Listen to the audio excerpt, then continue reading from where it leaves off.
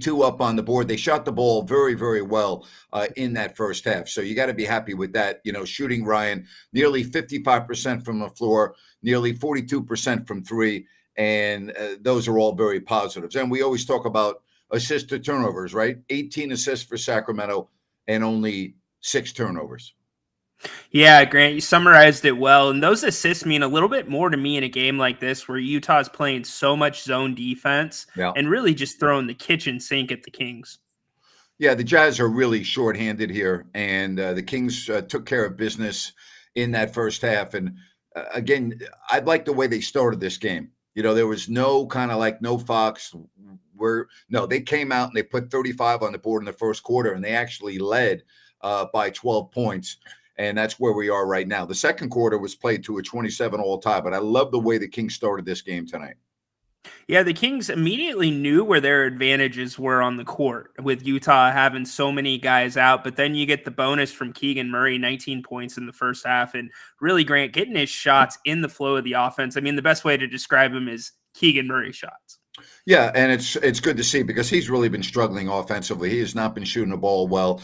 And this is the best I've seen him look in a long time in terms of his shot. So, he made 5 of 6 from beyond the arc. I'm nitpicking a little bit. I'd like to see him get to the line a couple of times, when he get to the line. But again, I'm nitpicking there. The Kings as a whole went to the line 7 times and they missed 3. Sabonis went to the line twice. He missed them both. But, again, I love what I see from Murray. 4 rebounds, had a couple of assists, did not turn the ball over. So that's an outstanding half for Keegan Murray.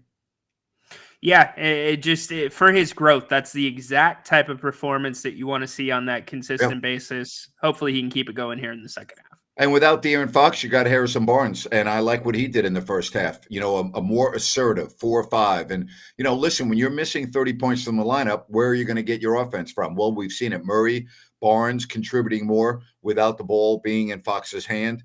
I still don't know what the hell's going on with Kevin Huerter. I don't understand how a guy can play 14 minutes at the shooting guard position and only have 3 points. I just don't get it. I do not understand how he can be this unproductive game after game after game.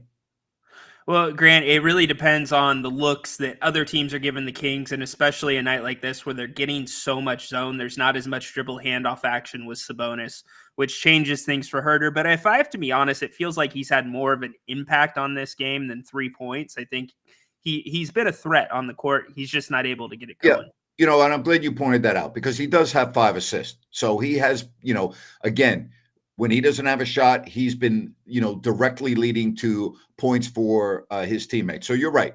I mean, it wasn't totally unproductive. I like it. He led the team in assists in that first half. So I look at that as a positive without Fox. So I'm glad you pointed that out. Yeah, and we knew that somebody was going to have to step up. And with the zone defense, that takes away that assist. You look at Sabonis, he has 2 assists in the first half. Low for him, takes away that option for him. So other guys are stepping up in that role. And I like, Keon Ellis had 4 assists. Malik Monk had 4 assists. So, again, the assist to turnover, very good. And other than the Kings going cold, which, can happen, but I don't see them losing this game. I mean, the Jazz just don't have enough manpower. They don't have enough firepower, even without Fox, to beat the Kings, in my opinion. Yeah, they shouldn't give the Kings any problems, but the one thing you do have to cut out is the lazy mistakes. There's a couple times Colin Sexton beats the Kings down after a made basket, things like that. Backdoor can't happen in the second half. The Kings clean that up and go on one run like they did here at the end of the first half. This game's out of hand. Yeah, absolutely. Again, 62-50 at the break. Don't forget that me and Ryan, we're going to be here right after the game on the post-game show. So we'll be talking about hopefully a Kings victory. And, you look at the other scores, around the NBA tonight. How about Minnesota? They win again, right? They just keep rolling. They beat Oklahoma City. So Oklahoma City now has lost back-to-back games. Golden State beat Brooklyn. That just ended 124-120. That final, by the way, Minnesota beat Indiana 127-109. So I think we can officially just stop talking about Minnesota. Are they a fluke? Are they going to come? No, they're the real deal. They're a really good team. Let's just admit that they are going to be one of the top 4 teams in the West, barring injury, which nobody can forecast, okay?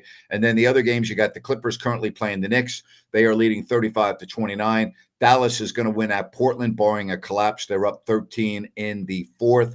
And that Denver Denver, Oklahoma City is 99-92. I said Minnesota and Oklahoma City. I meant Minnesota and Indiana. My apologies. So Right. Oklahoma City is not lost, but they may very well, as they're down 7 with 7 minutes left to go in the fourth quarter. But, back to the Kings. Again, I don't see how they lose this game tonight. I really don't. No, it would be somebody getting in foul trouble, getting ejected, getting hurt. This is one where you put the Jazz out of their misery early. I think all the formula is there. Malik Monk's shooting the ball well, so this should be a Kings win. Yep, absolutely. And the Kings entered this game 5th. Dallas is a half game ahead of them. You got to figure Dallas is going to beat Portland to go to 16-9. The Kings will win here. If they do, they would go to 15-9. The Clippers are behind them at 14-10. But again, Minnesota wins, and Oklahoma City is currently trailing to Denver. So those are some of the real key games. The Warriors are still 11th. They are now 11-14 in the West. And so, these games, the reason why I keep talking about this every game, Ryan, is one win or one loss can knock you 3 or 4 spots on the standings right now. And the Kings are used to it. It's how the first half of the season was last season. So I think it's good for them, good competitiveness. And, they've got a tough schedule, Grant. We talked about these are the couple of games, 3 games they've got to put in their back pocket. All right, I got Sacramento winning this game 127-104. What do you have? I got the Kings winning 124-106. Okay. I just don't see them losing this game. I think they have too many advantages on the court, pretty much almost, not quite, but almost every position. Yeah, they absolutely do. It would be the turnovers, Grant. If the Kings got into turnover and foul trouble, that would get them into some hot water. But I think they've got the right recipe. Yeah. Somebody wants my thoughts on Draymond Green. I don't know what else I can say that I haven't said over the last 4 or 5 years. I think the guy's an embarrassment to the league, and I'm glad that the NBA came down hard. I think the Warriors have entitled him. I think Steve Kerr has been gutless in the way that he, as a head coach, has talked about Draymond Green. I think it's been horrible. The only time that I remember Steve Kerr coming out critically of Draymond Green was after the previous suspension against Rudy Gobert. So I think the whole Warriors organization has entitled Draymond. I think Draymond has taken it and run with it. And finally it caught up with him. And the league has said, no more. We're not tolerating it anymore. So that's my thoughts on that whole situation. It's about the person and not the basketball game right now. And I'm glad that the NBA has taken the situation out of Golden State's hands. It is now in theirs. And I'm glad all people are working together for his benefit and ultimately the other players' benefit and safety on the court. Amen. Draymond's not playing back in the bad boys era of the 80s and the 90s with the Pistons. All right. The game's different now. And for whatever reason, Draymond wants to play the game the way it was in the 80s. Well, we haven't seen that game of basketball in over 20 years now. So it's time. And I say I applaud the league. I've been very critical of the league and how they've handled this. But I think in this particular instance, I do applaud them for an indefinite suspension, not putting a timetable on it. Yeah, I agree. And I don't think it's something you can put a timetable on, right? Every person's going to be different in this situation. But the fact that they had such a quick response to this and got out in front of it as much as they could, good job by them. Yeah, absolutely. Again, 62-50 at the half. We will be with you on the post game. The Mavs now have opened up an 11-point lead, 123-112. So they're going to beat that Portland team. And Denver has done the same. They're up by 12 with 5.5 left against Oklahoma City. So looks like Oklahoma City, these are tough 2 games at Sacramento, at Denver, and catching up with them a little bit as Denver looks to win. Again, that game's not over. There's a lot of time left. And it's now 106-97 Denver. So that game's not over yet, but in all likelihood, they will win. I don't really see any negatives to what I watched in that first half for Sacramento. I love the assist to turnover ratio. I like the field goal percentage. And, again, barring an injury or two or just everyone collectively going cold, I just don't see how they don't win this game. Yeah, I'm with you. And the thing I would add in about going cold is everybody's touching the ball right now. If we start seeing no passes and just shots on offense, that could be a problem for them. But this is the Kings game to lose. Also, merch is coming. We had to get our items approved. One of two have been approved. Okay, right, and then we're just waiting on Yep. the approval of the second, which could be any minute. It's imminent. So Any minute. we should have the merch available for you on my website, grantnapier.com. If you don't like that.com, it's the same. It takes you to the same website, whatever you prefer.